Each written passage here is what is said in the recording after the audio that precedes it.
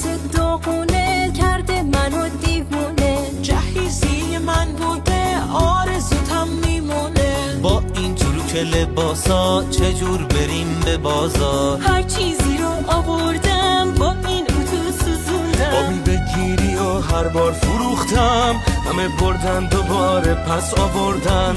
اینم که داغونه لرزونه رونده، رو دست اشکان بیچاره مونده.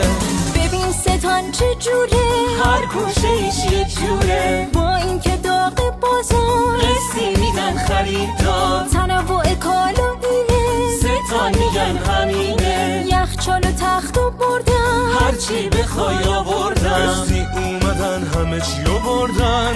همه بردن و زامن نیاوردن. بزرگترین هایپر کالای جنوبه. ستان رو همیشه یادت بمون.